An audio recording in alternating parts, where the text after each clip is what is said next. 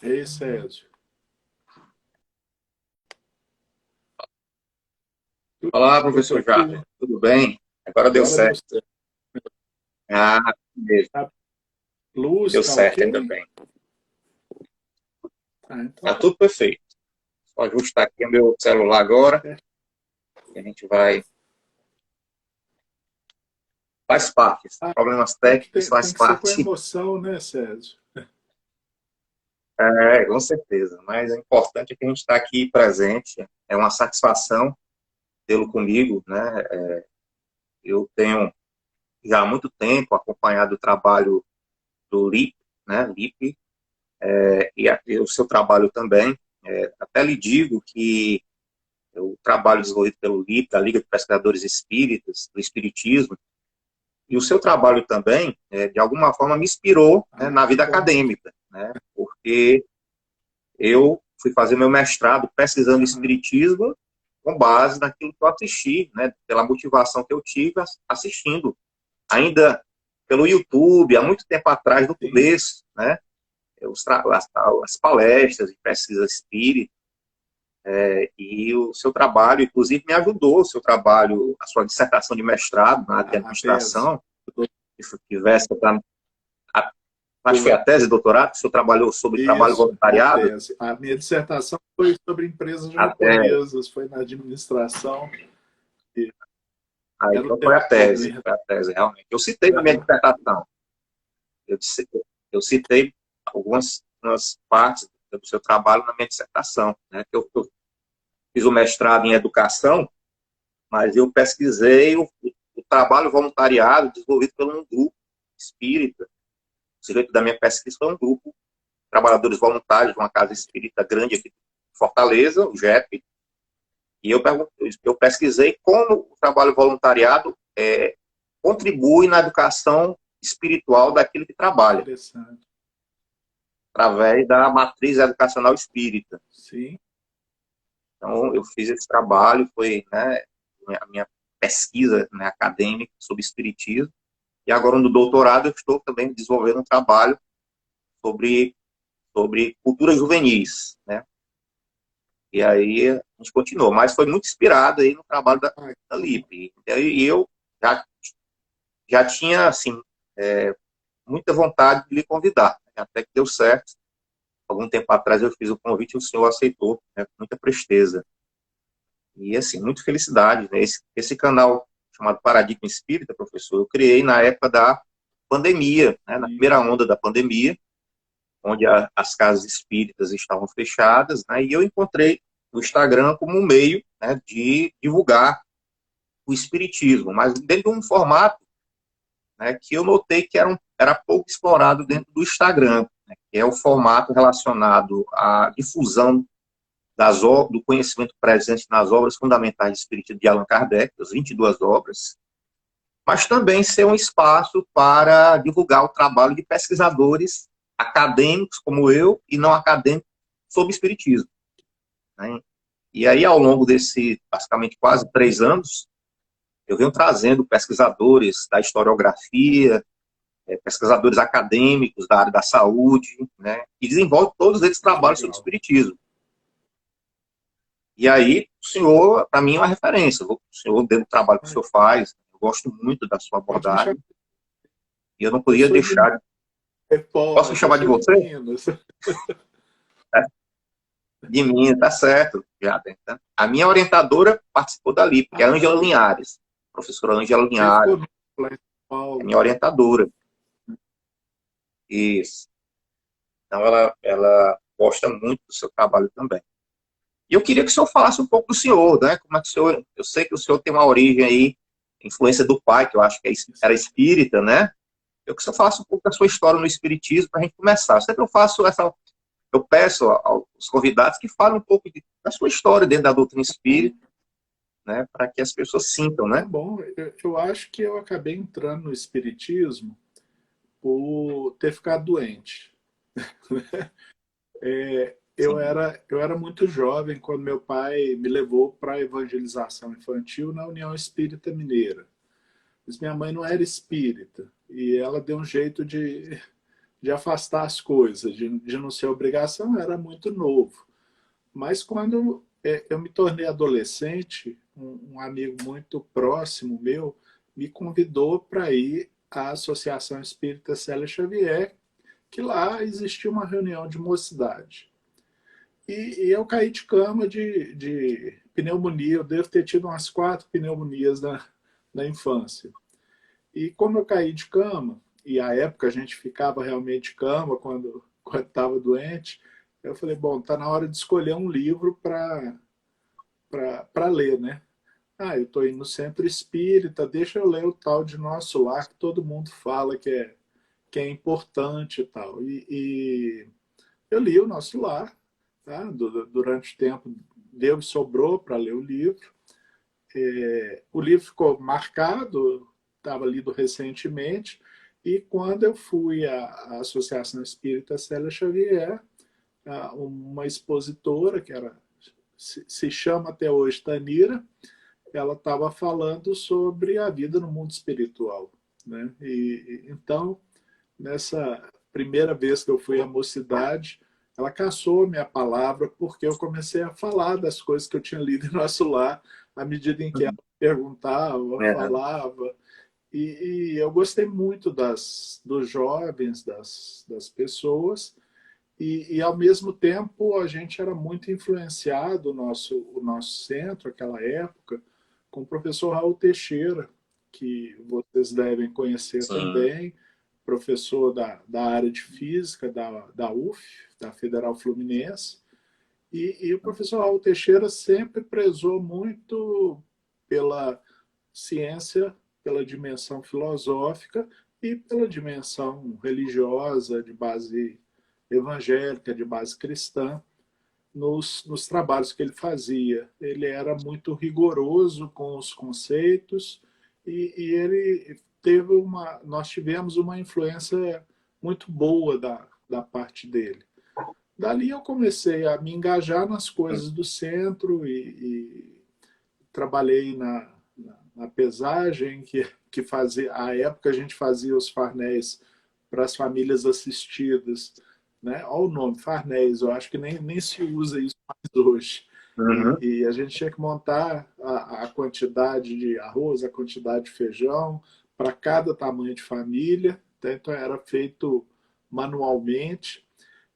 Eu entrei depois na evangelização, eu fiz campanha do quilo, eu fui voluntário na biblioteca.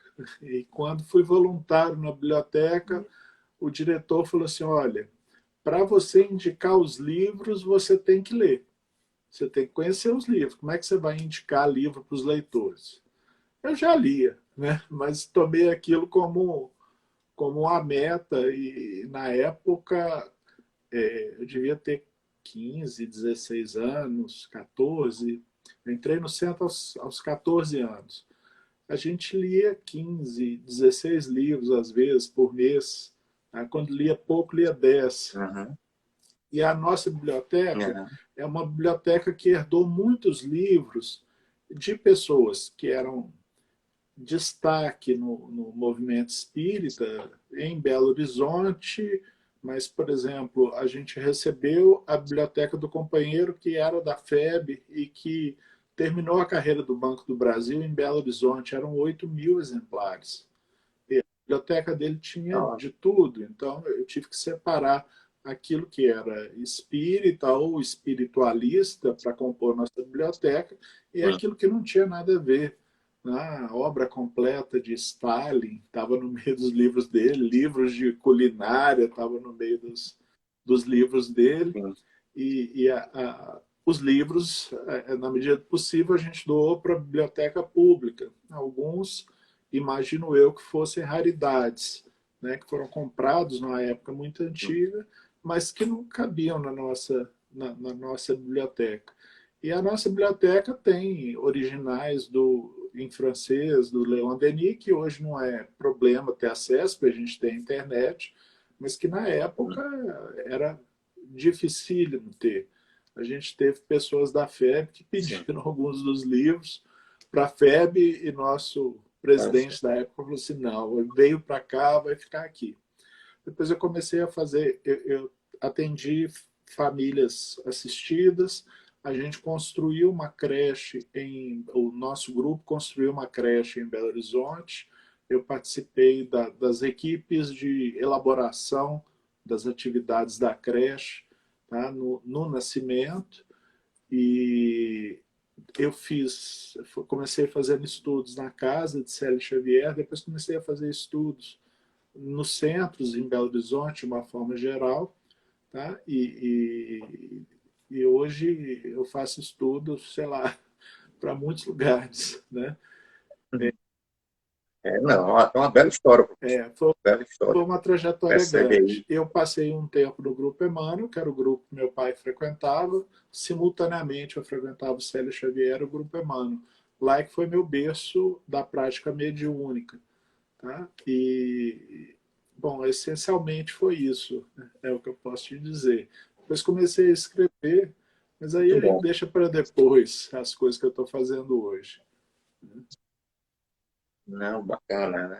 Eu sei que o senhor fez faculdade de Isso. psicologia, mas como é que começa esse seu envolvimento, né, entre ciência acadêmica e espiritismo? Como é que surge, né, essa inquietação, né, que faz com que o senhor comece a utilizar toda a base de conhecimento que o senhor teve dentro do espiritismo, mas juntando com a sua formação acadêmica, com a sua busca acadêmica e pesquisador, para integrar isso, né? Como é Isso que aconteceu começou isso? antes de eu entrar na faculdade, na verdade, porque o professor Raul Teixeira falava em ciência, conhecimentos científicos, fazia uma certa interlocução entre espiritismo e ciência, né? E era rigoroso naquilo que colocava. E quando eu entrei para psicologia, eu falei assim, eu preciso ler a obra científica espírita, a obra que já está publicada, para poder compreender e ter algum tipo de interlocução com as pessoas aqui da universidade. Logo, logo eu percebi que eu estava na Fafiche, tá? Que eu não podia falar abertamente de temas religiosos. A Fafiche tem o pessoal muito influenciado pela biologia, na psicologia, o pessoal muito Sim, influenciado pela sociologia e pela ciência política, tem os marxistas, tá? Assim, sim, eu tive contato com diferentes áreas de conhecimento, inclusive a filosofia, estudando numa faculdade que tinha essas diferentes visões. E eu percebia que ninguém conhecia direito o espiritismo. Alguns já tinham uma espécie de pré-discurso formado acerca do espiritismo, mas sem um conhecimento mínimo. Eu não falo nem de um conhecimento sólido, tá? Mas de um conhecimento mínimo. sim. E assim, eu percebi depois, como professor, que muitos dos meus alunos escondiam a filiação religiosa deles. Eu tive alunos espetaculares, cristãos do meio evangélico, do Brasil e do exterior, tá? Tive alunos católicos, tive alunos espíritas, e aquilo era uma espécie de silêncio dentro da universidade. Ninguém falava com medo de ser criticado ou de ser mal visto pelos colegas. Tá? E isso me incomodou muito, porque eu já tinha conhecimento das pesquisas. Tá? Eu já tinha lido Bozano, eu já tinha lido Aksakoff, eu já tinha lido Kardec, eu tinha a Revista Espírita aqui em casa. né? Eu tinha lido diversos, Denis, Delany, tá? Flammarion, diversos sim, pesquisadores que trabalharam na fronteira entre o pensamento espírita e as ciências à sua época, né? Então, isso, de uma sim, certa forma, já existia, foi muito forte no final do século XIX, na França, na Inglaterra, mesmo nos Estados Unidos, embora nos Estados Unidos a gente tenha uma versão do Modern Spiritualism, tá? De feição mais religiosa funcionando. E a gente não podia falar dessas coisas na faculdade, né? Então, eu passei a graduação, fui para a área de psicologia do trabalho, fiz uma mudei de claros e fiz especialização na Universidade de Brasília. Tá? E aí eu sim, conheci os métodos mais ligados às ciências naturais, de pesquisa. Tá? Eles tinham uma formação muito voltada às ciências naturais. Na Fafiche eu aprendi ciências humanas e sociais e os métodos de pesquisa variados, ciências humanas e sociais. Tá? E, à época, a gente fez um trabalho de final de curso que era sobre forma de orientação dos orientadores. Depois eu fui para a administração, fiz o trabalho sobre as indústrias japonesas no Brasil. Eu queria saber como era a gestão de sim, pessoas, se era igual ao que eles relatavam, diziam que era no Japão. E, obviamente, eu vi que não, que os japoneses aqui são brasileirados, às vezes por força de lei, às vezes por força da conveniência. E fui fazer o doutorado na Universidade de São Paulo, na FEA. E, na época, na FEA, houve a influência do governo Fernando Henrique, você vê que eu sou antigo, bem antigo, e o governo Fernando Henrique tentava aproximar o Estado do terceiro setor, das organizações que não visam lucro. sim, Buscava encontrar uma sim, forma de articular os dois segmentos, vamos dizer assim, tá? da sociedade, e para que o terceiro setor pudesse fazer com competência as coisas que às vezes o Estado não conseguia fazer pelas amarras legais, pela necessidade de concurso. Então, às vezes o que o Estado fazia ficava muito mais caro do que o terceiro setor podia fazer e podia fazer com mais qualidade, né? Então, houve muito incentivo a isso naquela época, depois mudou a linha política do governo. Essas relações continuaram existindo, mas não eram uma fonte central. E foi nisso que eu fiz o estudo na creche que, no passado, eu ajudei muito pouco, mas eu ajudei a fundar, ajudei a organizar. E foi uhum, bom, porque eu tinha acesso à história toda, eu tive acesso à documentação completa. Então, o campo foi muito fácil de fazer, tá? Não tive muitos problemas. Eu já era professor na Fafiche, então eu tive grupos de alunos fazendo alguns trabalhos dentro da creche. sim. Foi um momento muito legal da minha experiência acadêmica, né? E trabalhar com o pessoal da USP é ótimo, é excelente, né? E foi assim. Legal, professor. E o seu contato com o LIP, né, que é a Liga de Pesquisadores do O, Espiritismo, como é que aconteceu? O que é essa tá LIP, bom. né? Explica para a gente um pouco, A só para... LIP tem um Entendeu? H no meio, porque originalmente ela se chamava Liga de Sim, Historiadores e Pesquisadores Espíritas. Então, a sim, gente basicamente funcionava como uma rede de pesquisadores. E hoje ela está tentando se institucionalizar, tá? Mas antigamente era sim, apenas uma rede de pesquisadores que foram atraídos pelo Eduardo Carvalho Monteiro, que é meu colega de profissão, psicólogo, mas muito interessado na preservação da memória do espiritismo. Então ele havia participado de sim, um congresso brasileiro de espiritismo, havia atraído pessoas de diferentes locais Ele viajava pelo Brasil divulgando, ele escreveu mais de 20 livros, se não me falha a memória, assim, locais, sobre o nascimento e estabelecimento dos rádios, da comunicação via rádio espírita no Brasil. Pesquisou sobre Anália Franco. E assim, os livros dele, ele era um pesquisador muito voltado à questão da informação.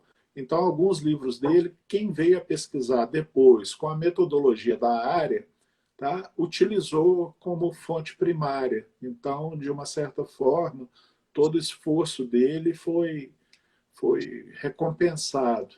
E ele entrou em contato comigo pela internet, tá? E me convidou a participar da liga. Ele deve ter visto alguma coisa que eu tinha publicado, né? E aí eu perguntei, peraí, como é que é essa liga? Como é que isso funciona?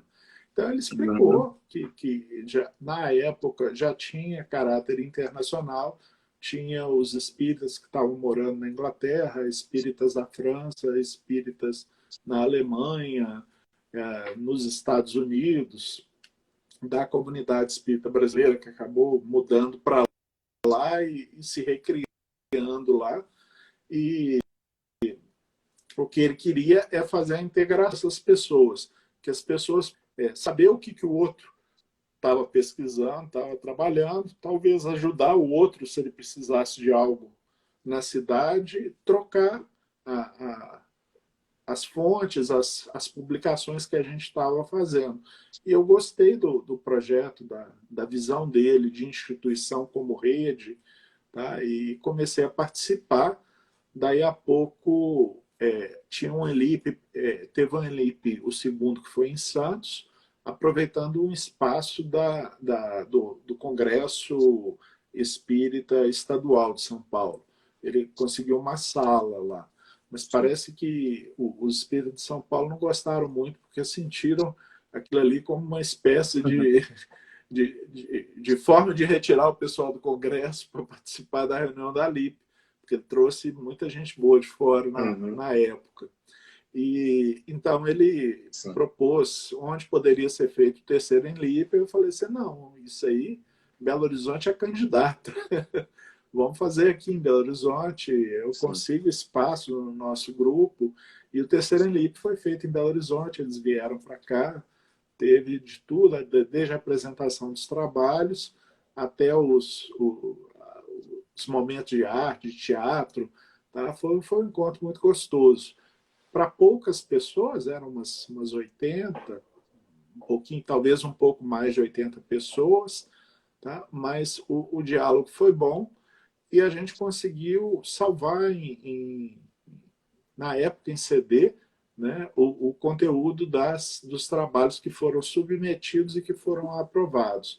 Eles não têm a qualidade do que vai acontecer com o passar do tempo, mas já foi uma primeira tentativa de reunir trabalhos e disponibilizar para todo mundo gratuitamente os trabalhos que a gente tinha por um meio digital. Tá? Passado o terceiro em LIP, teve o problema da desencarnação do Eduardo, e a LIP ficou acéfala, porque ele era o centralizador e era a pessoa de referência de todos os grupos. Então, continuou existindo os grupos da LIP na internet, tá? Mas Eduardo não estava mais à frente. Até que numa viagem que eu fiz para o Paraná, para um congresso de psicologia, os organizadores do congresso compraram a minha passagem de volta por São Paulo. E eu ia chegar em São Paulo cedo de manhã e sair de São Paulo às 15, 16 horas. Então, eu falei, eu não vou ficar esse tempo todo parado no aeroporto. Né? E telefonei para Isabel Vitus, do Correio Fraterno. Falei, ô Isabel, eu queria conhecer o Centro de Cultura.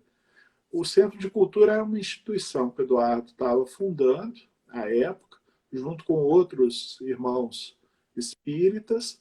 Ele havia ganhado o imóvel para o funcionamento e para onde ele ia passar toda a biblioteca e todos os arquivos dele. A biblioteca e os arquivos dele ocupavam a casa dele inteira. Assim, o corredor tinha estantes para colocar livros. Tá? Eu acho que não havia cômodo sem arquivamento de livros ou cópias de documentos. Ele juntava muita cópia em Xerox, que é o que havia disponível na época, e ele tinha a preocupação de recuperar os acervos. Então, ele estava recuperando. Quando ele esteve conosco em Belo Horizonte, ele viu que nós tínhamos na Biblioteca do Célia coleção da Flama Espírita. Aí ele falou, minha coleção está incompleta. Eu posso te mandar os números e você me manda cópia deles? Eu falei, pode. E foi assim, tinha muita coisa na nossa casa que ele não tinha, então foi um pacotão de cópias dos livros para ele. Ele tinha medo que ele viesse a desencarnar e os livros virassem, fossem todos descartados ou vendidos como papel velho, todo o trabalho que ele fez durante a vida. E os companheiros da USE, então, bancaram a continuidade do trabalho. À época, eu conheci a doutora Júlia Neso, tá, que foi presidente da USE, é uma liderança importante em São Paulo e estava à frente do Centro de Cultura, Documentação e Pesquisa do Espiritismo. Então, eu fiz a visita, fiquei conhecendo as instalações, o acervo, os acervos, porque eles começaram a ganhar. A Hermínio Miranda desencarnou, eles ganharam a biblioteca toda do Hermínio Miranda. E estão organizando agora a disponibilidade ao público. Diversas pessoas compraram o projeto do CCDPE, que ficou chamando Eduardo Carvalho Monteiro, tá? E passaram suas bibliotecas para eles. Então, hoje eles têm os livros carimbados de qual acervo, de qual doador que foi o acervo que eles têm como um todo. Então, estão identificados mais ou menos, esse aqui é livro do acervo do Hermínio. Então, você lê a obra do Hermínio Miranda, você quer conhecer um dos autores que ele leu, tem lá no Centro de Cultura, porque o acervo foi doado quase completo para o CCDPE. E aí a Júlia me convidou, a gente ficou conversando, a gente saiu, andou em São Paulo, almoçou em São Paulo juntos, tá? com a Isabel Tiracolo, eu fiquei conhecendo o Lar da Criança Emmanuel em São Bernardo, e ela convidou para reorganizar a LIP. Tá? E, na época, reorganizar a LIP significava, vamos primeiro começar a voltar a fazer os ENLIPs. Tá? Eu já tinha feito o ENLIP em Belo Horizonte, aí a gente fez o quarto ENLIP em São Paulo. E aí a gente fez o sistema de peer, no quarto acho que ainda não, mas no quinto nós já fizemos o sistema de peer review, que é assim, você é um pesquisador, tem um tema espírita, tá? Fez uma pesquisa na área, você escreve no formato acadêmico, tá? Introdução, resumo, introdução, questão de pesquisa, metodologia, resultados, discussões ou conclusões, bibliografia. Tá? O Marco Milani buscou um desses eventos lá da administração, pegou o modelo e a gente colocou o modelo na LIP e aí começamos a formar um grupo de pareceristas que pudesse, uma vez por ano, participar do processo seletivo desses trabalhos, né, e fazer contato com as pessoas que pesquisavam. Tá? Foi o caso da sua professora no Ceará, isso. E, na época, ela trouxe a equipe inteira. Foram trabalhos de produção do acervo deles, né? da linha de pesquisa que ela fazia de espiritismo e educação. E aí a gente começou a convidar conferencistas que tinham linhas de pesquisa, que tinham livros publicados, que tinham trabalhos publicados em órgãos técnicos, tá? E a gente começou a trocar figurinha, nós começamos a nos conhecer, porque até então cada um fazia o seu trabalho na universidade, quando muito, imprimia o relatório, botava na biblioteca, né? Botava papel na biblioteca, aquilo ia para a estante da biblioteca. Como é que eu ia saber que existia uma linha de pesquisa sobre espiritismo na Universidade Federal do Ceará, na Faculdade de Educação, e quais os trabalhos que eram publicados? Então, com a IP, a gente começou a Exato. vencer essas distâncias, porque se pela internet a gente podia mais ou menos aproximar as pessoas, acabou que pela internet vinha muito curioso. Muita gente que não tinha noção nenhuma, queria ver alguma coisa que pudesse somar para eles, tá? Mas não vinha Sim. intercambiar, não ia fazer o papel de produção de conhecimento. Tá? Pessoalmente, a gente começou a se conhecer e a conhecer os trabalhos e a ter confiança uns nos outros. Tá? Então, eu sei que os encontros da LIP geraram projetos para mestrado, projetos para doutorado, membros que passaram a ser convidados para participar de banca num outro programa, ou seja, a gente conseguiu, como uma rede, aproximar as pessoas. Então, muita gente pensa Sim. que a LIP é um grande centro de pesquisas, não é. Tá? A LIP, ainda hoje, mesmo institucionalizando-se, ela é uma rede, tá? que aproxima pessoas que têm interesses diferentes na pesquisa ligados ao espiritismo. A pessoa nem precisa ser espírita. Tá? Alguém da ciência da religião está pesquisando espiritismo. A gente quer saber o que está sendo produzido lá. Essa era uma das Sim. questões que a gente queria atingir com o ENLIP. As pessoas produziam conhecimento na academia e ficavam na academia. E são minorias, não tinha nem assim grandes linhas de pesquisa estruturadas no Brasil ligadas ao espiritismo naquela época. Tá? Hoje a gente tem, eu participei agora com uma resenha de uma revista da área de ciência da religião, que o número vai ser todo sobre espiritismo. Tá? E tem muitos pesquisadores que passaram pela LIP, mas vai ser publicado pela PUC Minas.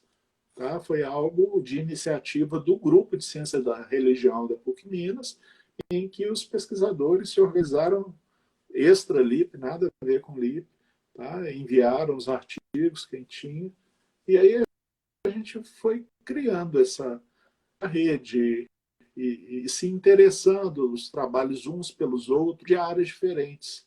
E aí você começa a ler outras áreas, você começa a, a, a, a se a se interessar pelas metodologias utilizadas e aceitas em diferentes Uhum. áreas do conhecimento.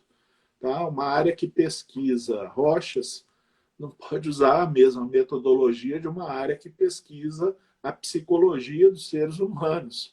O ser humano, eu posso chegar e perguntar: oi, bom dia, como é o seu nome? Como você se sente hoje? Eu espero que esse tipo de coisa não exista na metodologia com rochas. A gente não Uhum. conversa com rochas, embora a gente tenha até aparelhos que possam nos dar muitas informações e que hoje a gente pode até acionar oralmente, mas não fazer um discurso, fazer um diálogo com um ser não vivo. Né? Não tem jeito, não tem jeito a gente fazer Sem isso. dúvida.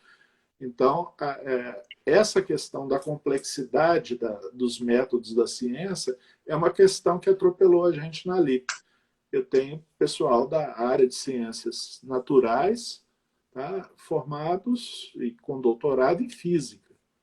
Tá? Então, entendem que os métodos que a física utiliza, que a física é o exemplo das ciências, é o exemplo das ciências naturais, tá? E foi uma área de conhecimento que desenvolveu bastante, então ela deve ser um exemplo para as outras áreas. Mas isso não funciona. O que funciona para a física não necessariamente dá para ser usado no direito, por exemplo. Tá? No direito, eu estou diante de um outro cenário, eu estou diante de uma relação intersubjetiva e com regras da sociedade, com eventos culturais. Tá? Então, essa é uma questão que estamos discutindo até hoje. Né? Interessante, professor, né? E tem autores que falam, realmente, faz uma diferença entre ciência empírica formal, ciência Sim, hermenêutica, né?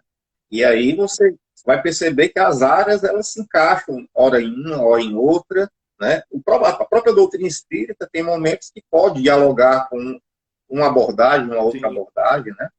E essa discussão de se enxergar é uma discussão já dentro do campo da teoria do conhecimento científico, é uma discussão assim, muito sim. efervescente, né? E Não acaba é isso? sendo efeito Por muito tempo a em nós ciência, também, né? Que estamos mexendo com consciência e espiritismo. sim. Você pode ter uma visão Sim. semelhante de Eu queria. espiritismo, a visão de ciência é diferente, né? Então, aí coisas diferentes. Sim, Esse sem ano dúvida. agora eu tive um trabalho aprovado na LIP, no ENLIP, que vai ser em São Paulo, Uhum. vai ser híbrido, presencial e à distância, em que eu fiz uma encurtada aqui nos dois recortes que eu fiz antes. Antes eu peguei, tá, a hermenêutica e peguei gente, Edmund Husserl, a fenomenologia, e mostrei o Sim, espiritismo entre as sim. duas. Tá? Agora, tem Nossa, mais. eu li o Né? seu artigo sobre.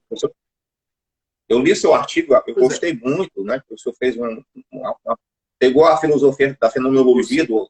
do Husserl, né? E mostrou que Allan Kardec, ele traz alguns elementos, né? De forma vanguardista, que se encontra na própria É isso. fenomenologia, não é E isso? aí o pessoal me criticou por ser anacrônico. E eu fui pensar na crítica, porque nós Sim, cientistas a gente gosta de crítica. Tá? Tudo bem que na hora pode se sim, sentir meio assim, mexido, mas nós gostamos de crítica porque a crítica faz pensar. Eu falei, e se a gente reduzisse o tempo? Porque a fenomenologia é do início do século XX, começou no finalzinho do século XIX e no início do século XX. A hermenêutica é alguns anos antes de Kardec, tá? Já é no século XIX, mas do início do século XIX, e o Schleiermacher, que tentou fazer uma hermenêutica geral, uma hermenêutica como ciência, ele é do século um século antes do século XIX, século XVIII. Né? Então, eu puxei para Comte, que é um defensor das ciências naturais, que na física vira, depois no ciclo de Viena, lá na frente, a teoria da ciência unificada.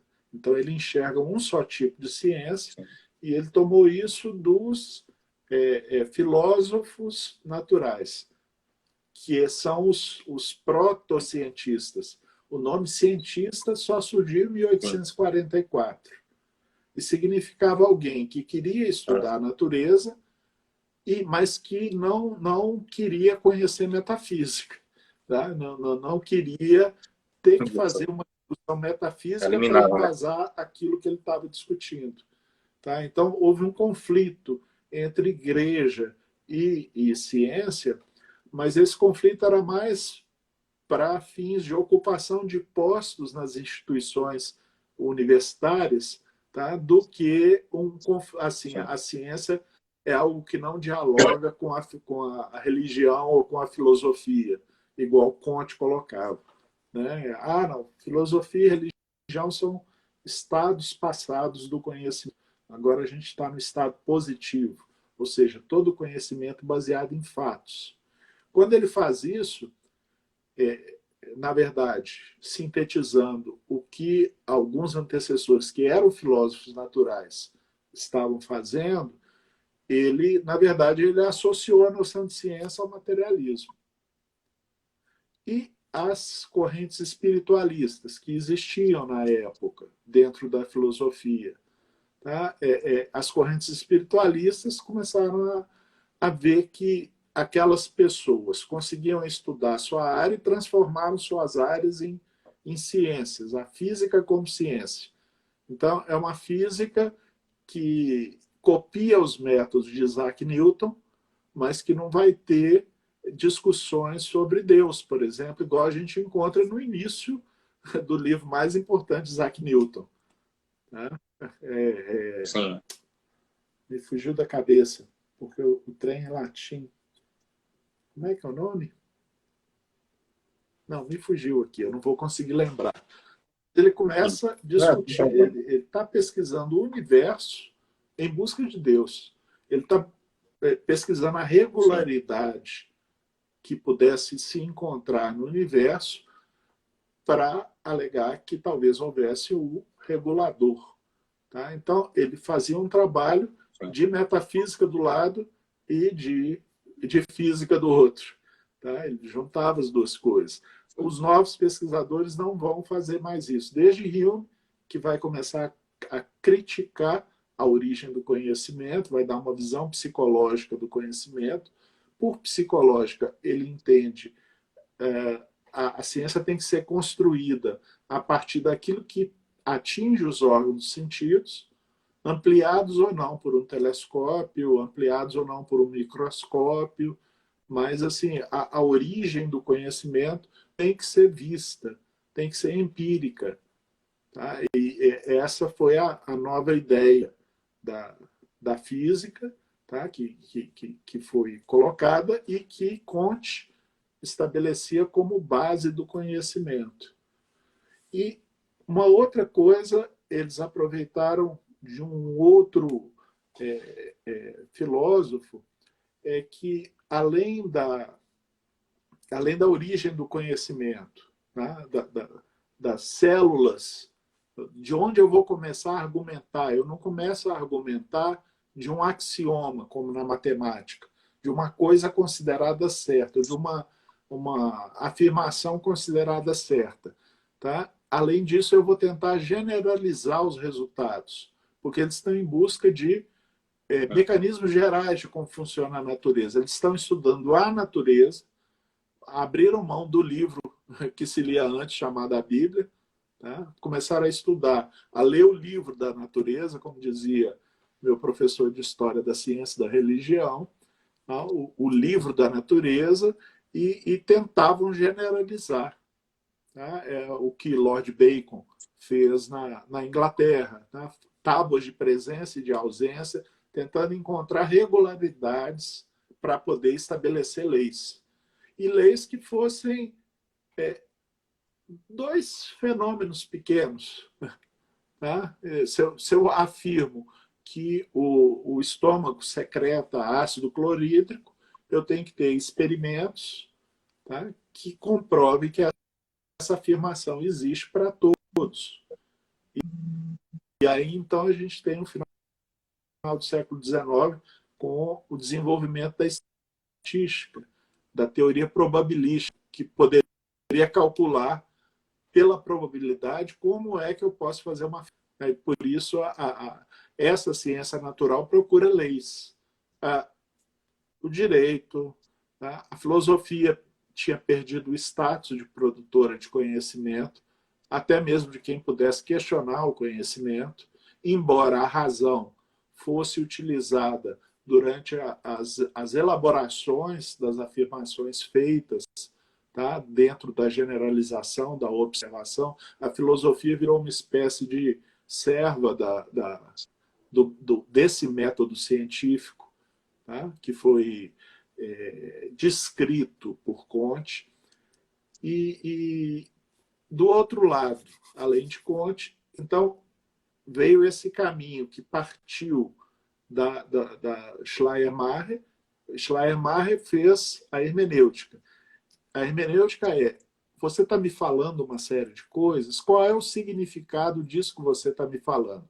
Como é que eu sei que faz sentido o que você está falando?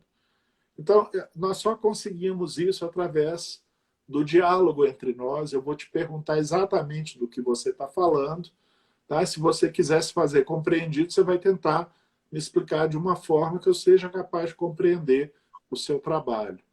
Aí eu vou estudar um texto de outra cultura, eu vou ter que conhecer um pouco dessa outra cultura para poder decodificar esse texto.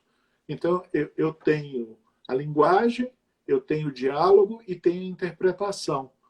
Tá? E aí, o Dilthey foi o maior conhecedor ele é considerado o maior conhecedor de Schleiermacher de sua época.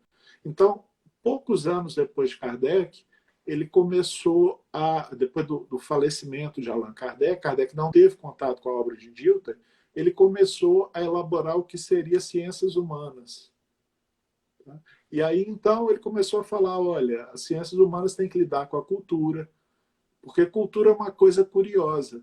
Pode ser que alguém tenha modificado ou contribuído para ela, tá? Mas depois que essa pessoa morre, esse elemento da cultura continua e é repassado para aqueles que estão nascendo. Então, existe uma cultura em movimento, mas vigente e influindo nas pessoas como um todo. Tem a questão da lei, que ela também ela sobrevive ao legislativo, aos legisladores, tá? E eu tenho sempre uma lei regendo as relações sociais de um determinado estado. Isso não dá para estudar como eu estudo movimento de planetas. Eu tenho que interpretar, eu tenho que partir do diálogo e da interpretação para isso falar. Aí, quando a gente chega em Kardec, ele também está tentando criar uma ciência independente, influenciado pelos métodos das ciências naturais.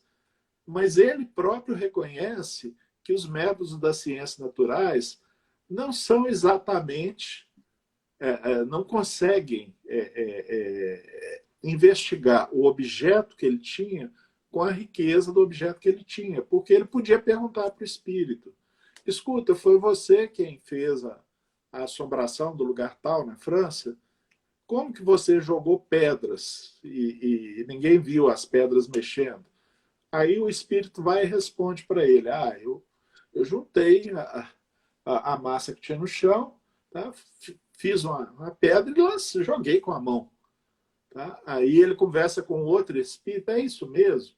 Aí o outro espírito, superior àquele, responde para ele: não, o processo é todo mental, ele não tem mão que segure a matéria para poder fazer o arremesso. Senão a gente poderia medir fisicamente esse fenômeno. O fenômeno é mental, ele se dá de outra forma.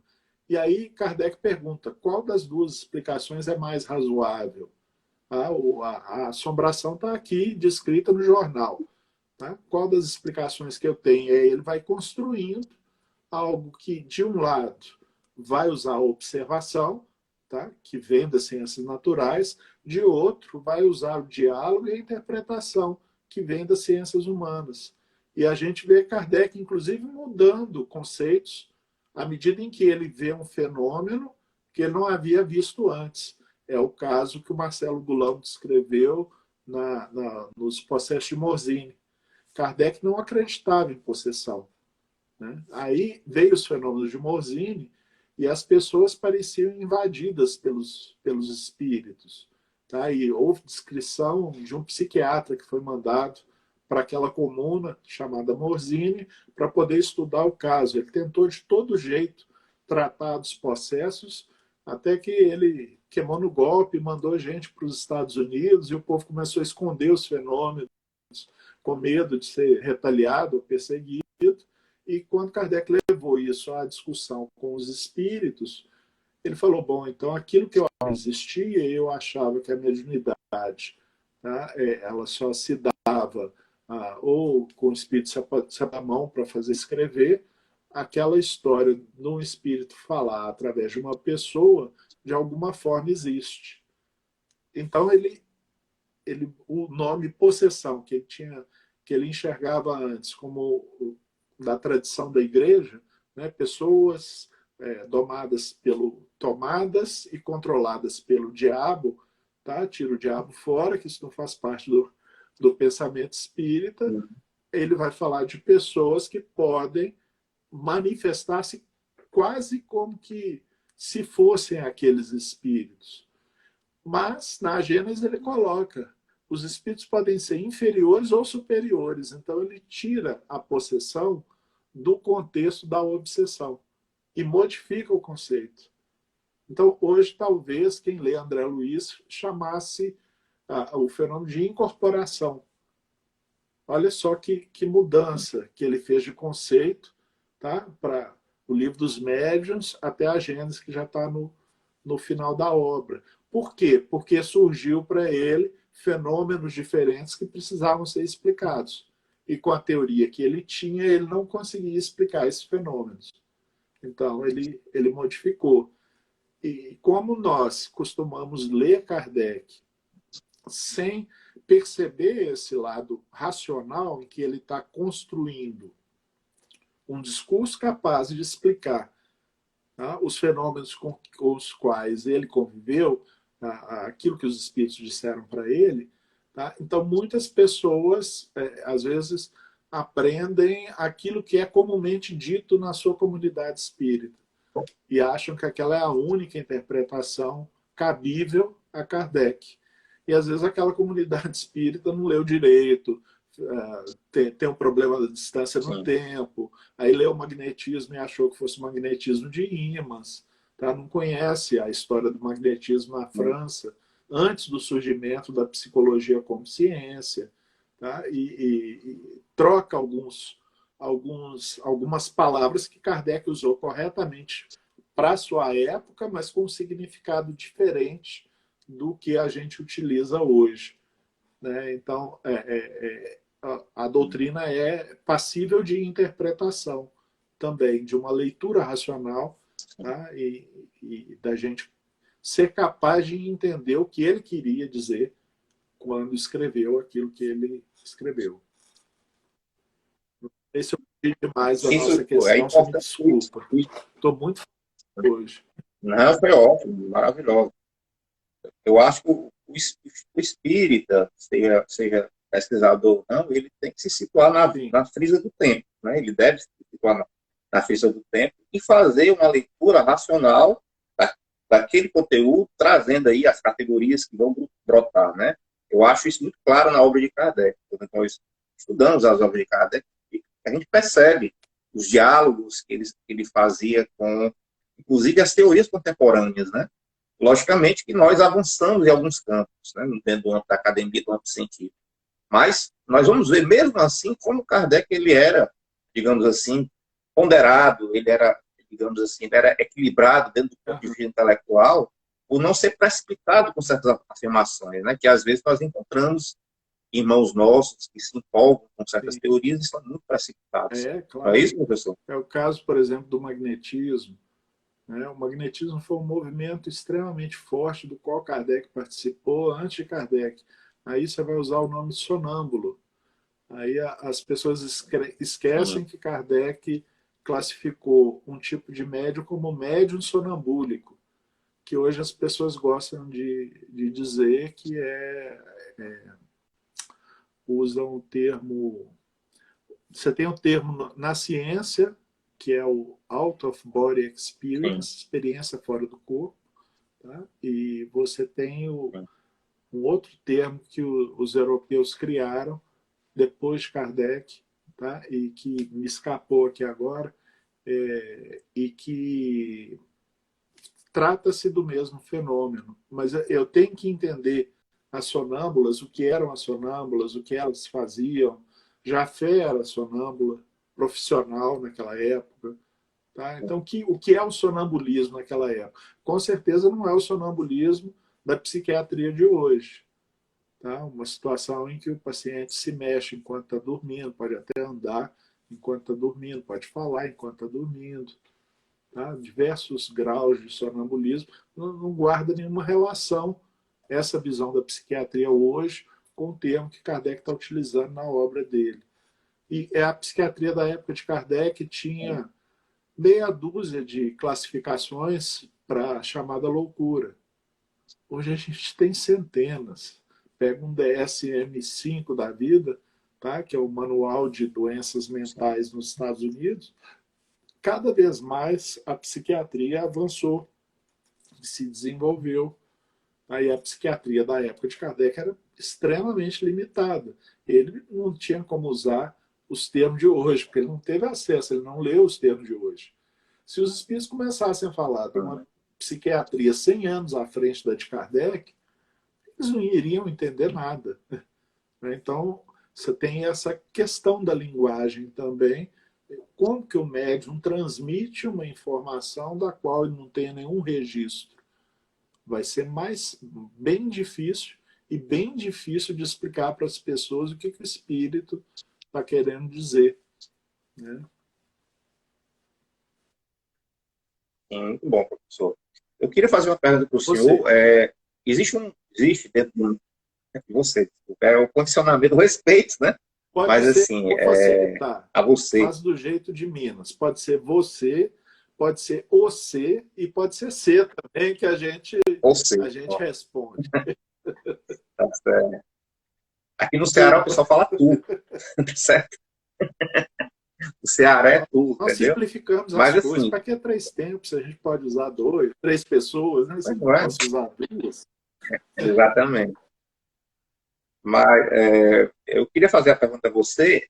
Assim, existe um questionamento muito grande, né? Eu acho que Sim, eu eu sou sei. formado em física. E aí eu transitei para a educação, né? Eu saí daquela ciência dura, né? Onde existem regras a serem seguidas para, né, chegar em determinados eventos, e fui para ciências sociais, né? Então, quando eu fui fazer o mestrado, eu senti, né, o impacto metodológico, epistemológico, eu senti esse impacto, mas Isso. gostei muito, né? Abriu muito a minha consciência, né, nesse aspecto em relação à própria teoria do conhecimento. Mas mesmo chegando dentro do meio acadêmico, do âmbito das ciências sociais, né, nós vamos encontrar, não sei se é por uma influência uma hegemônica, né, do pensamento materialista, e existem pessoas que não consideram o espiritismo como ciência, né? E eu queria fazer a pergunta a você, né? Dentro do que você já estudou, dentro do que você já pesquisou, né? Em ambas as áreas também, Kardec fez ciência, né? Produziu conhecimento científico. Talvez não uma ciência empírica formal, né? Mas ele fez uma ciência, talvez próxima, alguma uma certa proximidade dessa ciência acadêmica, essa ciência hermenêutica, né? Uhum. Ciência hermenêutica. Eu li recentemente um livro, professor, do Alan Chalmers, né? O que é Sim. ciência afinal? Né? O Alan Chalmers ele traz uma problematização da questão da demarcação do que é ciência do que não é ciência, né? E nós encontramos também, dentro do próprio âmbito das ciências humanas, né, toda uma crítica epistemológica, uma crítica de teoria do conhecimento, a essa ciência com influência bastante positivista, né? Muito racionalista, que, de alguma forma, silencia, né, essa ciência que busca entender o sentido, o significado das coisas, que busca entender a dimensão humana, as outras dimensões, social, política, né, psicológica, fenomenológica. Então, na sua percepção, você entende realmente que Kardec produziu conhecimento científico? Entendo se a gente puder ter essa visão ampliada de ciência. Tá?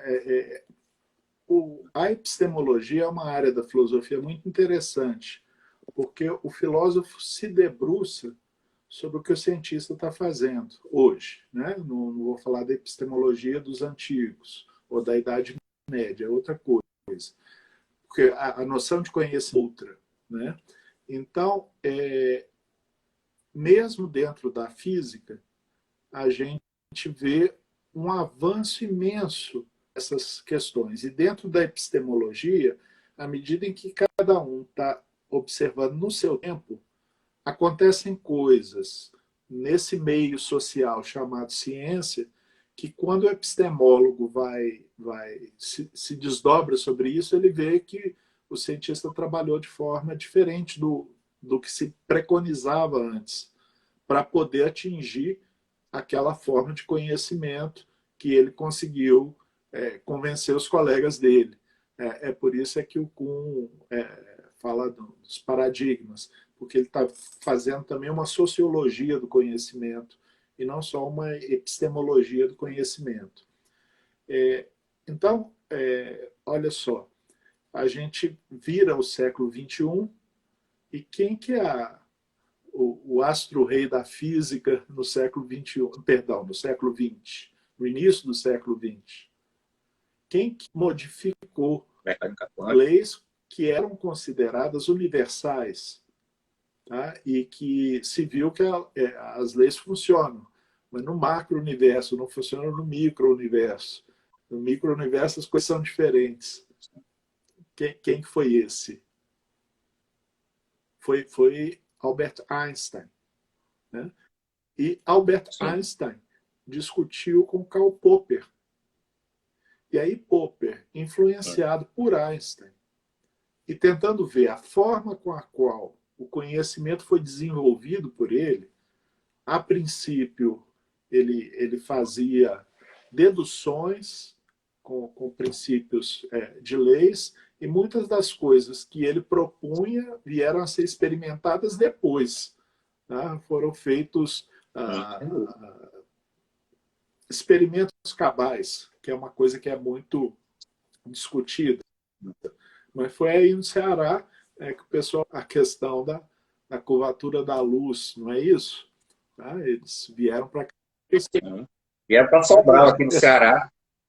Vieram para Sobral para ver a curvatura da luz. Vocês participaram da história da física.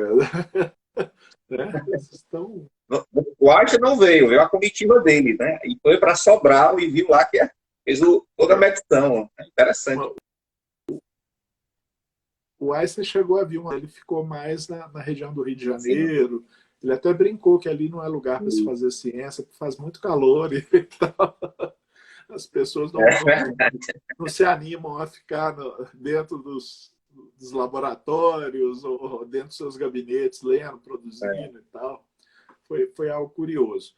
Mas aí o que o Kuhn começa a ver? Bom, então, no caso do Einstein, não se trata de verificabilidade. Tá? Talvez o que melhor explique o que ele acabou fazendo é a falsificação. E a falsificabilidade talvez seja um critério de verdade melhor do que a verificabilidade. Tá? Então, não foi pelo processo da indução, observando diferentes movimentos da matéria, que ele conseguiu chegar a essa teoria sobre a luz que se curvava, tá? Diante de um grande campo gravitacional, que o caso foi o Sol, né? Onde eles viram, puderam fazer uma espécie de observação do fenômeno que ele explicava matematicamente e que ninguém entendia naturalmente. Né? Os matemáticos não se preocupam muito com a compreensão do povo em geral daquilo que eles fazem. Eles preferem escrever para os pares. Tá? E aí, então, você já tem aquele modelo desenvolvido no século XIX do método científico dentro das ciências naturais, no século XXI, vendo o que os cientistas estavam fazendo, ele já não era mais o método que explicaria toda a ciência. Então, muitas das pessoas, a gente aprende no segundo grau que o método científico é aquele método que tem essas fases. Tá? Mas a gente aprende no doutorado que não é bem assim, que a gente tem questões de pesquisa, e que a gente primeiro se dobra sobre a teoria, elabora questões de pesquisa, e aí depois a gente vai pensar como essas questões de pesquisa podem ou não ser tratadas com o método, se é necessário utilizar o método experimental, se eu posso utilizar só um método observacional. Aí eu saio da estatística e vejo se há uma forma de lidar com esse problema de pesquisa que eu tenho, conversando com as pessoas, perguntando às pessoas em uma dada condição, de um determinado estado de consciência, uma série de perguntas padronizadas para ver como é que ela responde, ao ponto de ter surgido, na linha da epistemologia, tá? um autor russo que ele fala da anarquia do método. Tá? A anarquia das ciências. A anarquia não tem o sentido de estar de não existir critérios científicos, mas de que não existe um método científico pré-determinado capaz de explicar todo tipo de trabalho que os cientistas estão fazendo nos diversos campos reconhecidos como campos de conhecimento. Tá? Então, e agora eu estou lendo alguns epistemólogos que estão discutindo a questão da ciência e da pseudociência, que o Kuhn foi um dos que levantou isso. Então, o Kuhn dizia que a parapsicologia não é ciência. O Kuhn dizia que a psicanálise não é ciência. Na minha faculdade, eles formam psicanalistas, psicólogos, com Sim. formação psicanalista aos montes, todo ano. Tá? Um terço da turma sai interessado na psicanálise. Mas não é porque Freud utilizou método clínico na construção do conhecimento dele, tá? Que eu posso dizer se a psicanálise é ou não é ciência. Aí a questão da sociologia da psicanálise, por que, que os psicanalistas se aferram tanto às teorias iniciadas por Freud, tem tanta dificuldade em acompanhar, por exemplo, o desenvolvimento da psiquiatria. Alguns usam os termos da psiquiatria do início do século. Tá? Então, é uma questão muito ampla essa do que é ciência e do que não é ciência. Tá? Kardec queria fazer ciência, queria fazer um conhecimento rigoroso sobre aqueles fenômenos que ele estava pesquisando naquela época e que ele viu que não eram frutos do magnetismo animal de Mesmer, que é a primeira tentativa de explicação que veio à cabeça dele. Ele, não, esses fenômenos são inteligentes, eu vou conversar com eles, eles podem me falar da experiência deles nessa Kardec é tão cuidadoso que ele, Gabriel Delany, eles não trabalham com dupla natureza, tá? Que é a teoria dos que falavam, ó, pegam Descartes. Tá? Então você tem a natureza física, regida por leis físicas, tá? Físicas, químicas, biológicas, e você tem a natureza espiritual, que é de outra ordem, que funciona de forma diferente. Ele falava que os espíritos, a espiritualidade, são elementos de uma natureza que a gente ainda não conhece. É por isso que Flammarion escreveu O Desconhecido e os Problemas Psíquicos, porque ele não cai na pegadinha da dupla natureza que era negada pelos filósofos naturais do século XVII, XVIII, XIX. Né? Então, me perguntou se eu Interessante. considero como ciência. Eu considero sim como ciência, desde que a gente entenda que ele utilizou uma metodologia mais ampla. Ele, ao entrar em contato com os espíritos, viu que não dá para estudar um espírito como se estuda uma reação química. Embora fosse importante saber o que já se sabia acerca dos espíritos para poder começar a experimentar na mediunidade, né? A fazer a mediunidade e a ter uma compreensão da mediunidade. Uma outra questão que eu queria fazer a você é a respeito do panorama da pesquisa científica em espiritismo na atualidade, né? Tanto no meio acadêmico como no meio não acadêmico. Eu assisti uma palestra sua, você estava tratando sobre a mediunidade, a pesquisa científica Sim. sobre mediunidade, e você fez uma fala muito, muito, muito interessante quando você falou de uma universidade, acho que é a Universidade de Franca, onde lá você teve contato com uma pessoa de lá. Existem várias publicações, né, de ordem científica, eu acredito, dissertações, tese, artigos científicos, e você colocou assim, o movimento espírita desconhece esse trabalho da pesquisa, né?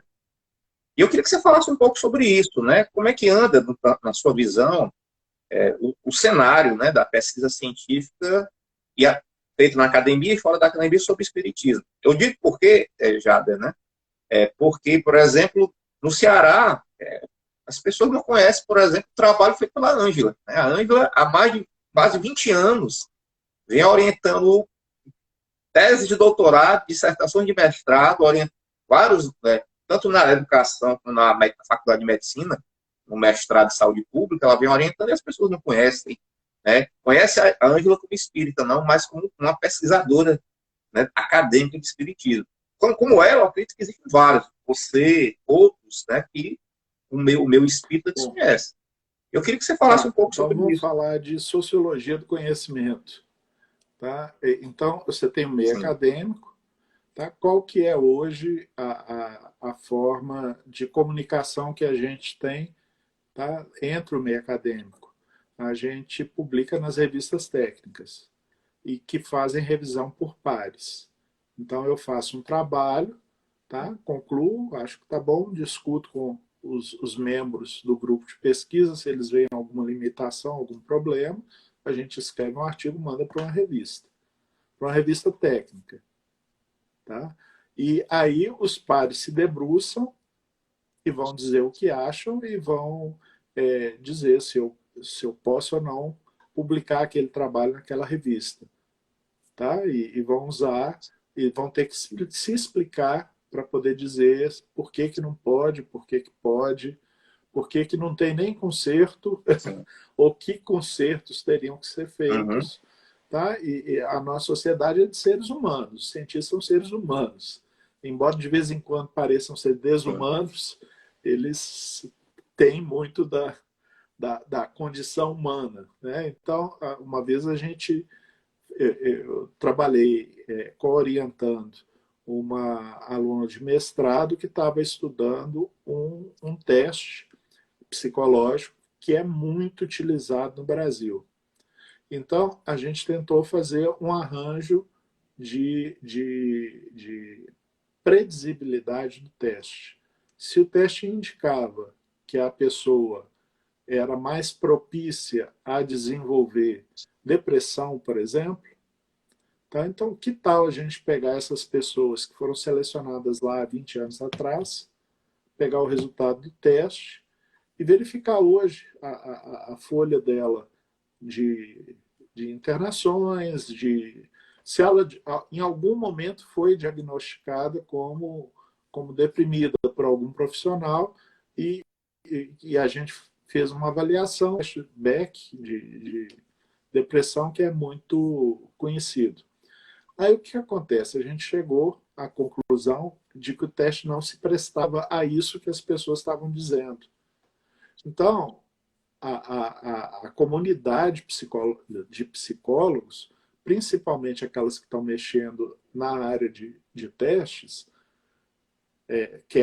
vai querer colocar maior obstáculo para que esse conhecimento seja divulgado. Olha que eu não estou falando de religião, não estou falando de nada disso. Né? Aí o que acontece? Mandaram 80 questões para o nosso artigo. 80. Então, assim, virou uma espécie Nossa. de maratona. Você buscar as informações para responder 80 questões e aquelas questões que a gente achava razoáveis, críticas razoáveis, corrigir aquilo que eles estão mandando. Então, olha só, você tem um obstáculo à produção do conhecimento feito com as regras todas das ciências, eu diria das ciências naturais, não foi só das ciências humanas, tá? E mesmo isso é difícil de ser publicado. Tá? Então, a gente tem isso. Essas pessoas aceitam aquele conhecimento. O que aquela publicação vai significar para aquela revista? Aquela revista vai ser mal vista por ter aceitado essa publicação ou não? Tá certo? Aí, quando a gente chega no Espiritismo, você tem uma série de questões. Uma delas é a seguinte: não pode ter explicação com espírito. A ciência natural é materialista. Então, qualquer coisa que venha com o termo espírito, um ser, tá? Que eu não fui capaz de observar esse ser, um ser que existe na consciência do outro apenas, tá? Eu não posso usar isso como explicação para o fenômeno. Mas o que acontece? O movimento que a gente teve da física, da química, da biologia, tá? Hoje a gente consegue estudar o funcionamento cerebral. Tá? Hoje a gente tem tomografia, hoje a gente tem a SPECT, hoje a gente tem uma série de recursos para verificar o funcionamento do cérebro. E não é só a anatomia do cérebro, não é só as áreas estão de acordo ou não, mas também o seu funcionamento químico é passível de ser avaliado. Eu passei o dia hoje, estou fazendo uma pós-graduação em religiosidade e espiritualidade na prática clínica, e a gente passou o dia lendo pelo menos à tarde, lendo estudos sobre médiuns, que a pesquisadora resolveu utilizar porque os médiuns ligados ao espiritismo, eles conseguem ficar quietinhos para fazer a prática mediúnica deles. Então, eles poderiam ter um episódio de evidência ou mesmo uma psicografia. Ela imobilizava os médiuns dentro do tomógrafo ou da máquina que ela estava usando e era capaz de ver o cérebro funcionando e ver que estruturas foram mais utilizadas e menos utilizadas. E aí, então, o que ela começou a descobrir, são pesquisas caras, e é difícil obter recursos para poder fazer, ela fez na Alemanha, um colega nosso fez na Flórida, nos Estados Unidos, com recursos que eles já tinham para esse tipo de pesquisa, ela começou a ver que o funcionamento cerebral dos médiuns, enquanto pessoas durante o transe mediúnico, é diferente do mesmo médium quando ele está escrevendo, por exemplo, só escrevendo. Tá? E é diferente do mesmo médium quando ele está imaginando aquilo que ele escreveu, ou aquilo que ele psicografou, exatamente aquilo que ele psicografou. Então, aí eu começo a ter não algo que possa provar a existência do espírito, mas eu começo a ver que mediunidade é uma coisa diferente de imaginação. Não era essa a explicação que Conte dava para a religião é fruto da imaginação? Não, do ponto de vista da neurociência não é, porque o cérebro funciona de um jeito na mediunidade e funciona de outro durante a imaginação do mesmo conteúdo daquilo que foi psicografado. E aí ela foi mostrando uma série de trabalhos. Tá? A gente deve ter lido hoje pelo menos uns 10 trabalhos internacionais de lugares diferentes e da própria a professora, tá? Sobre mediunidade. Ela não é espírita, mas se interessou pelo fenômeno mediúnico. Há mais tempo, a neuropsicologia e a neurociência se interessou pelo fenômeno meditação. Será que meditação é só um relaxamento? Ou será que a meditação tem um efeito no funcionamento do cérebro diferente? Tá? E aí, então, eles começaram a pesquisar esse tipo de coisa e eles não podem dizer o que causa o quê, mas eles podem dizer que existe uma associação entre determinado funcionamento cerebral e um estado de meditação, um tipo de meditação, uma técnica determinada de meditação. Tá? Então, hoje o que a gente tem visto é isso. Existe muita produção no meio das ciências, das diversas áreas.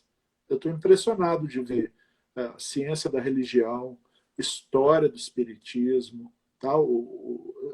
Hoje eu fiz um curso com pesquisadores de história do espiritismo na academia, não necessariamente espíritas. Tá? São dos departamentos de história. Tá? E alguns têm um conhecimento muito maior que a média dos espíritas em geral. Tá? E alguns fizeram um trabalho muito mais rico, porque foram nas publicações de época e leram tudo que aconteceu na época. Eu li um livro agora de história do espiritismo, em que as revistas de cunho espírita em francês foram todas lidas pela pesquisadora. Então, ela não falava só de Kardec, só de Delane, só de Denis, ela dominava esses autores, e dominava também o conteúdo que passava pelas revistas consideradas espíritas e espiritualistas na época de Kardec na França. Aí a gente vê os pesquisadores da história olhando o espiritismo com um olhar de gênero e dizendo assim, olha, o espiritismo deu um lugar para as mulheres que no século XIX não era comum. Houve o espiritismo tem uma visão social que levou até aqui no Brasil algumas pessoas a achar que os espíritas eram comunistas. tá? E Uhum. não existe essa, essa correlação, tá? Sim. Do pensamento marxista com o pensamento espírita. Tá? São duas coisas diferentes, produzidas em épocas diferentes. Tá? Então, eu vejo, assim, essas coisas no movimento espírita em geral, pelo menos onde eu fui, onde eu tenho contato, isso não é preocupação das casas espíritas. Então, o Uhum. propósito do Enlip é ocupar esse espaço vago, é criar um espaço onde a gente possa conversar sobre o que os cientistas vêm estudando acerca do espiritismo e verificar se tem contribuições para nós, espíritas, tá? Se o resultado do trabalho deles nos afeta de alguma forma. Se as questões que eles estão fazendo, a gente é capaz ou não de responder racionalmente, tá? Empírica, com base empírica, se necessário. Essas coisas são importantes. Eu vejo uma preocupação hoje muito grande no conhecimento, na instrução em doutrina, na doutrinação, do que em se conhecer e pensar o Espiritismo. Então, se a pessoa tiver lido Kardec, tá? Tiver lido Chico, pelo menos Emmanuel e André Luiz, está bom. Essa é a finalidade na assistência social, não estou falando contra. Tá? Nós temos que fazer, se a gente Uhum. entende que a sociedade nossa é muito desigual, a gente tem que fazer alguma coisa que seja. Tá? Não pode fechar os olhos a essa realidade que a gente vive no Brasil. Tá? Mas aí tem alguma coisa. Duas comunidades com interesse no mesmo objeto não estão conversando. E são os cientistas e os espíritas. Aí os espíritas falam de forma preconceituosa que os cientistas não sabem ou não conhecem porque não leram o Espiritismo. Isso não é nem verdade. Pode ser verdade em casos isolados, mas quem está trabalhando com o Espiritismo como seu objeto de estudo no meio científico, estudou o Espiritismo. É perigoso colocar no bolso espíritas de muitos anos de prática no movimento espírita, mas sem um projeto de estudo sequencial, continuado e profundo, tá? Dos diferentes autores espíritas, ou que se propõem espíritas. Eu não conheço, assim, dos acadêmicos, dos pesquisadores acadêmicos que eu conheço, todos eles se debruçam sobre a literatura espírita para poder dialogar com outros autores de outras áreas do conhecimento. Eu realmente... Agora, a gente vai encontrar realmente no meio acadêmico um pensamento ainda hegemônico materialista, né? E alguns se situam mais ou menos como o Kardec colocava lá no livro que é Espiritismo, ou como críticos ou como céticos, né? Sinceramente, né? Mas a gente encontra, mas realmente o que você coloca, eu concordo plenamente, né? E eu acho que o trabalho da LIP, né, o trabalho, né, desenvolvido por grupos de pesquisa como o da Ângela, que eu faço parte, grupos de pesquisa como do Alexandre Moreira de Almeida, que faz parte da LIP também, eu já vi ele, né, o Alexander, né, desenvolve o NUPES, né? Então, esses grupos, eles devem conversar, né, devem se fortalecer, né, até para dar, digamos, mais abertura, dar mais, conseguir se articular para dar recurso, inclusive, para possíveis pesquisadores. Vou só narrar o meu cenário atual. Eu estou fazendo uma disciplina no doutorado, que é chamada Atividades Programadas, né, que é uma disciplina que objetiva a publicação científica. Eu tenho que fazer artigo, eu tenho que produzir capítulo de livro. Recentemente, eu publiquei num livro, né, um artigo, né, um capítulo falando de espiritismo, né, falando de espiritismo o método biográfico, né? E, então, eu fiz um diálogo entre a metodologia científica que é aplicada nas ciências humanas, eu e a gente construiu isso, com a abordagem filosófica do espiritismo, né? E, agora sim, eu sinto a dificuldade ainda hoje de encontrar um periódico científico, né, com quais, né, que me permita eu escrever, entendeu? Então, eu sinto essa dificuldade. vou até lhe pedir por uma dica, né? Se você conhecer, me passa, né? Se você quiser escrever para o meio espírita, tá? Você tem o Jornal de Estudos Espíritas. Tá? Eles não têm avaliação Qualis, mas eles têm o ISSN. Tá? Já estão registrados no ISSN, Sim. que é a base para a gente poder lançar no currículos Lattes, né? Informar a publicação. Sim. Tá? E o diretor do jornal, que é o Alexandre Fontes da Fonseca, é físico, né? Como você por formação, e ele vem trabalhando assim desdobradamente para que o periódico seja cada vez mais qualificado e cada vez mais aceito pelas diferentes instituições que indexam esses periódicos. Tá? Então, assim, desde quando ele começou até o momento, ele vem incrementando o trabalho dele. E se as pessoas conhecem a metodologia científica, a escrita do documento científico, ali é um lugar que eu recomendo publicar, embora não seja avaliado pela CAPES. Tá?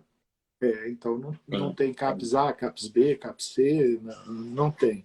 A gente tem as revistas de ciência da religião, mas aí é necessário conhecer a ciência da religião, porque você vai dialogar com os outros pesquisadores de espiritismo. Tá? Eu publiquei agora, eu acho que na Interações. Tem duas revistas, uma eletrônica, uma em papel e eletrônica, acho, ou só em papel, tá? Que é a Interações, e a outra eu esqueci o nome. Tá? Mas é só entrar na Ciência da Religião da PUC Minas, que elas são muito bem avaliadas pela CAPES, tá? Estão num bom nível de avaliação pela CAPES. A gente tem publicações internacionais que eu andei estudando PASSE. Né? Então, a revisão é uma loucura, porque tem muita coisa publicada. Se você coloca junto com o PASSE espírita, que, entre aspas, o pessoal transformou isso em termo para publicação nos Estados Unidos, para se referir ao passe dado pelos espíritas no Brasil. Tá? Mas você tem outros métodos de imposição de mãos, de manipulação de mãos, tá? E isso está tudo sendo publicado em periódicos internacionais. O trabalho do NUPES, que você mencionou há pouco, a primeira tentativa deles é publicar no melhor periódico em vista na área daquilo que eles produziram, internacional. Se o periódico recusa, eu vou aceitar um outro periódico menos de ponta do que aqueles, mas eles têm feito publicação internacional, quase tudo que eles fazem é a publicação internacional. A publicação nacional é muito mais para divulgação do que a publicação original, né? que já saiu num periódico internacional. E existe essa preocupação, pelo menos nos nossos cursos, na UFMG, na USP, do aluno não só fazer a publicação para os pares, mas divulgar numa linguagem mais acessível aquilo que ele está fazendo para a população como um todo. Né? Então, isso passou a ser valorizado, tá? Não com o mesmo status, tá? Mas passou a ser valorizado como atividade científica. Você saber falar para a comunidade aquilo que você está fazendo, numa linguagem que eles sejam capazes de, pelo menos, perceber o geral do que está acontecendo.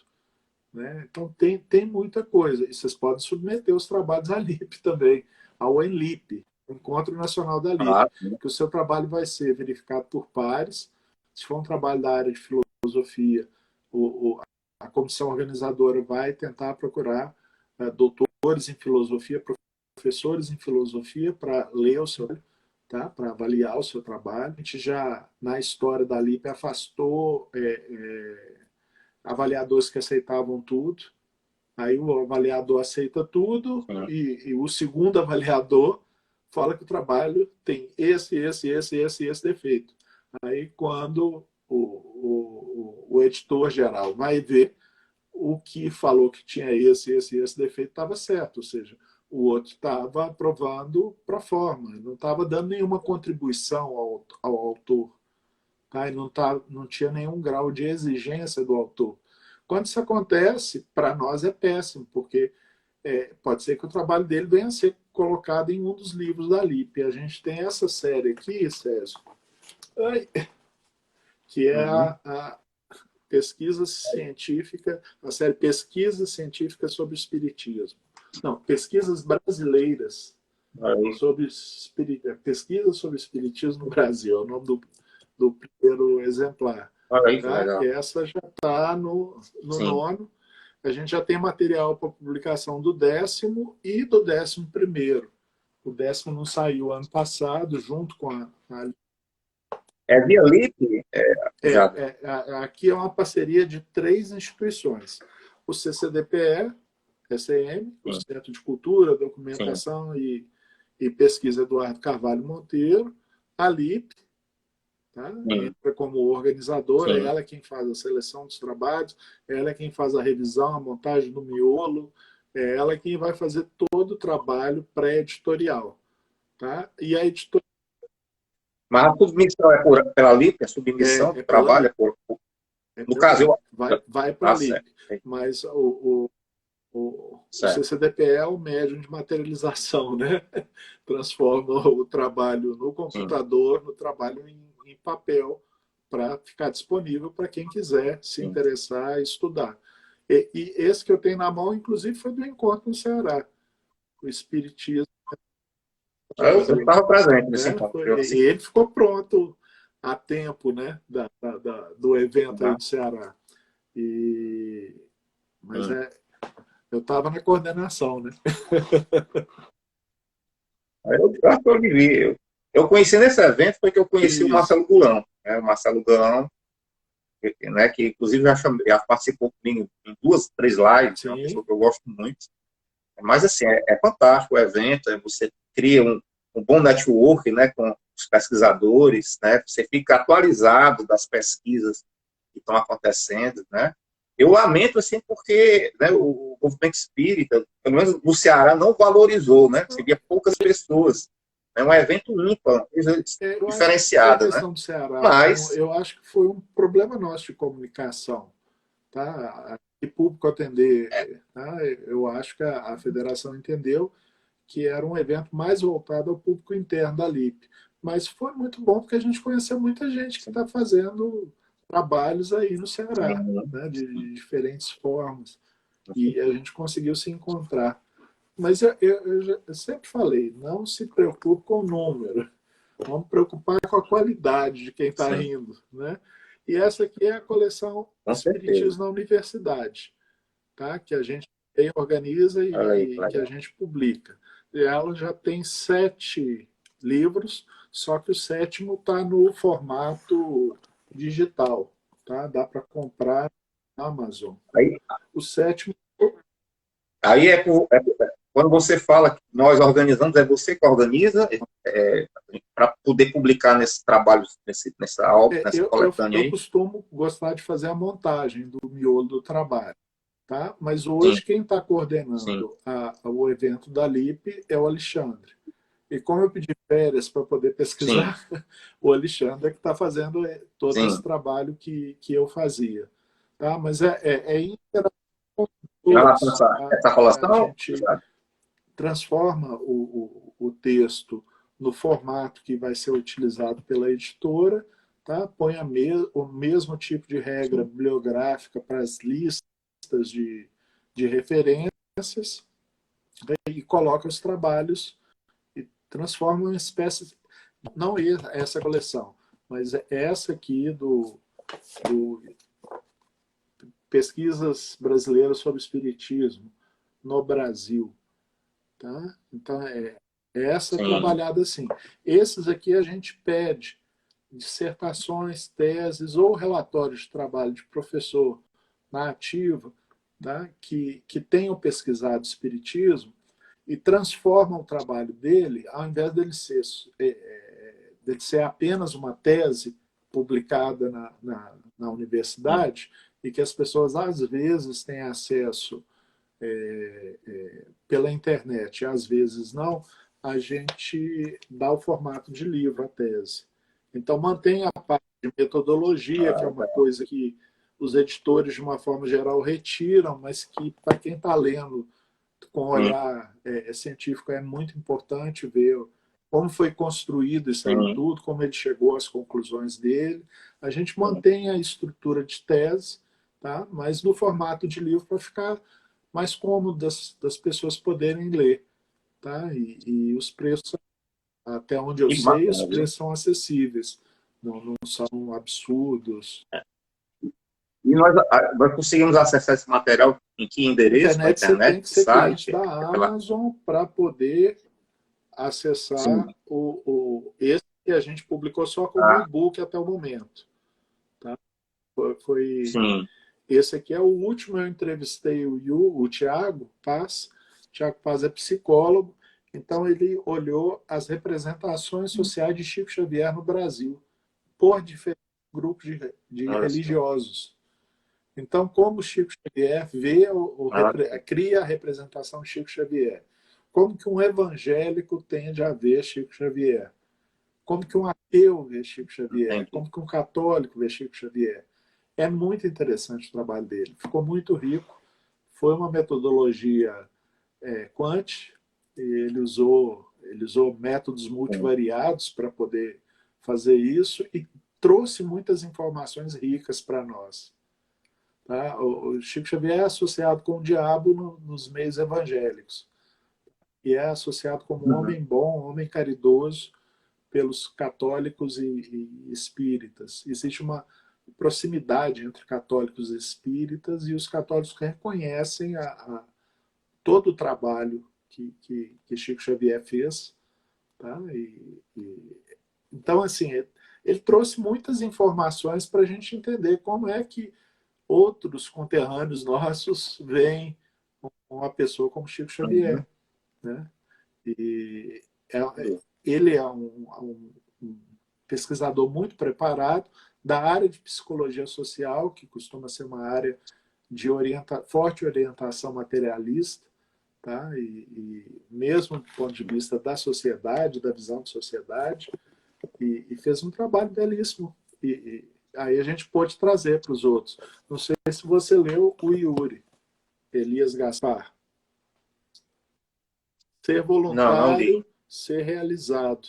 Ele pegou pessoas que Olha trabalham aí. na atividade social de um centro espírita de grande porte aqui em Belo Horizonte e começou a estudar o que significava ser voluntário para eles. A orientação teórica dele é a da fenomenologia. Ele trabalhou com fenomenologia para trabalhar o resultado das entrevistas que ele foi fazendo.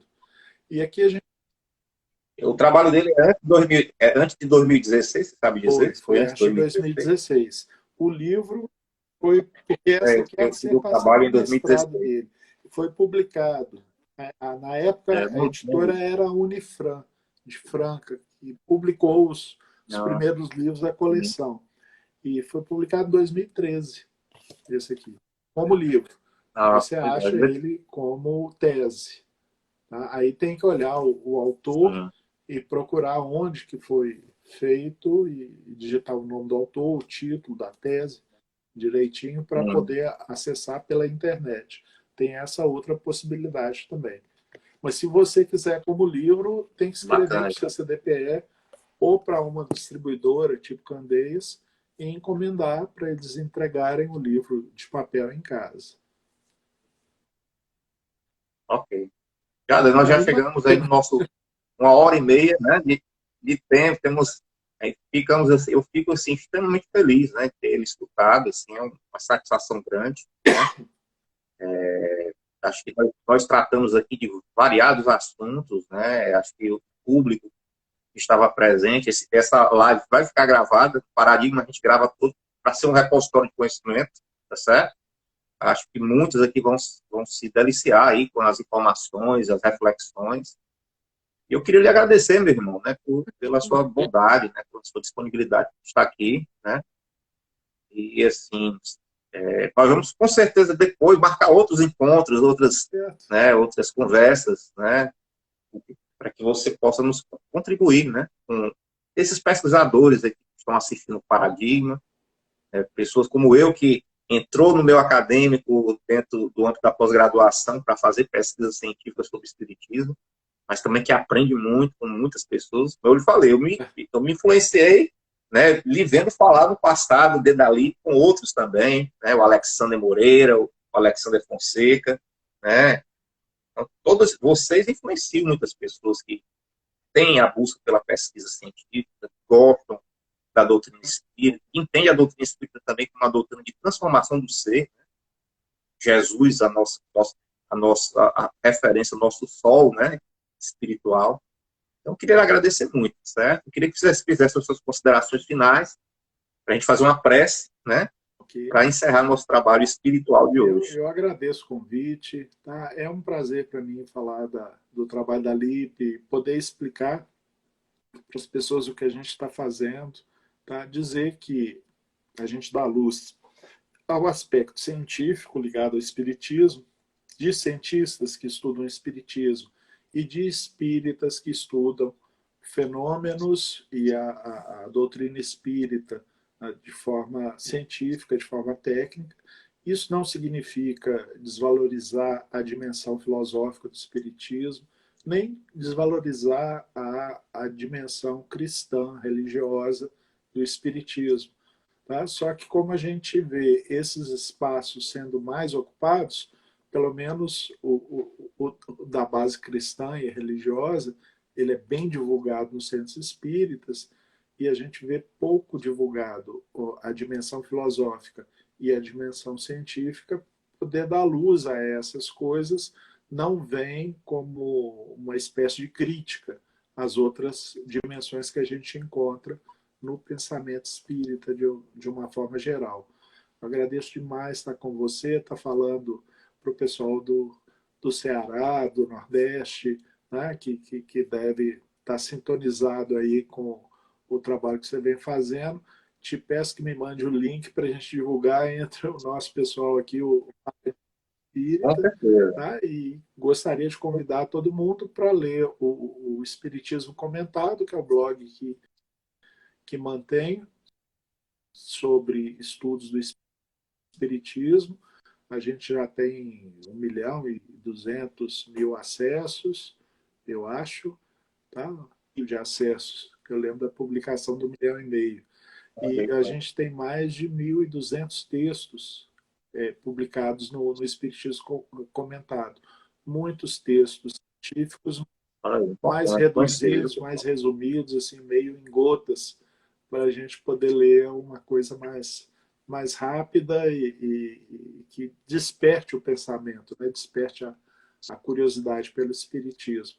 E quero convidar todo mundo também a assistir na segunda semana de sábado o programa que a gente tem na TV Célia Xavier, que chama Esquina do Célia.